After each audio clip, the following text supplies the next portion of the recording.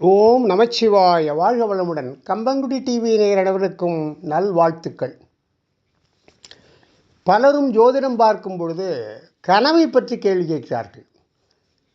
இறந்து போன நம் முன்னோரை கனவில் கண்டால் அதற்கு என்ன பலன் உண்டு என்று அவர்கள் சந்தேகம் கிளப்புகிறார்கள்.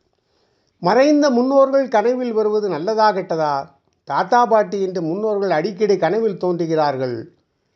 அவர்களின் ஆத்மா சாந்தியடையவில்லையோ? என்ன பரிகாரம் செய்ய வேண்டும்? இப்படி பல கேள்விகளை பலரும் கேட்கிறார்கள்.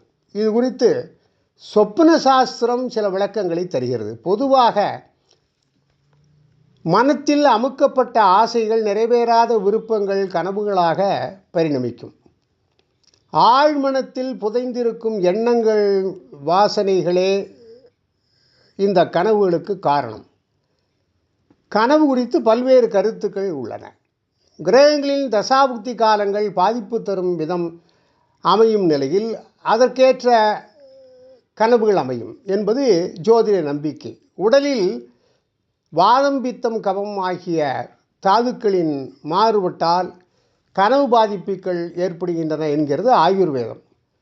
உறக்கத்தின் போது புலன்கள் செயலற்று கிடக்க மனம் விழித்து கொண்டு தான் சேமித்த எண்ணங்களை அசை போடுகிறது.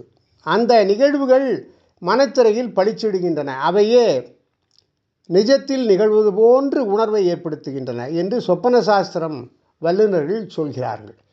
கனவு குறித்து மேலும் பல விளக்கங்களும் உண்டு. பகல் நேரத்தில் காணும் கனவுகள், காலை விழித்ததும் பறந்து போகும் கனவுகள், நீண்ட நேரம் தொடர்ச்சியாக காணும் கனவுகள், நள்ளிரவுக்கு முன்னே காணும் கனவுகள் பலிக்காதாம். ஆனால் அதிகாலையில் காணும் கனவுகள் அடுத்து வரும் நாட்களில் பலிக்கும் என்கிறது இந்த சொப்பன சாஸ்திரம் என்ற நூல். அசுப கனவுகள் என்ற வகையில் நாய், நரி, கருமை நிற விலங்குகளை கனவில் கண்டால் துன்பம் நேரிடும். காக்கை, கழுகு, கழுதை, ஒட்டகம், பருந்து, ஆண் எருமை ஆகியவற்றை கண்டால் வீண் துக்கம், பயம் ஏற்படும். காகம், கருணாகம், தேள், மஞ்சள் நிற முடியுடைய பெண் ஆகியோரை கண்டால் செல்வ நாசம் ஏற்படும் என்று இந்த பலன் சொல்கிறது சொப்பன சாஸ்திரம். சிலருக்கு பல் விழுவது போன்று கனவு வரும். இது திடீர் நஷ்டத்தை குறிக்கும் என்பார்கள். சந்தன குழம்பு, சங்கு, முத்துக்கள், தாம்பூலம், ஜாதி மல்லிகை, செல்வம் போன்றவற்றை பெற்றுக்கொள்வது போல கனவு கண்டால் நல்லது நடக்கும். அதேபோல் நாடாளும் தலைவர்கள், யானைகள், குதிரைகள், எருதுகள் போன்றவற்றை கனவில் கண்டால் ஆசைகள் நிறைவேறும், அரசபோகம் வாய்க்கும் என்கிறது சாஸ்திரங்கள். நம்மில் பெரும்பாலோர் கனவில் பாம்புகளை கண்டு பயந்திருப்போம்.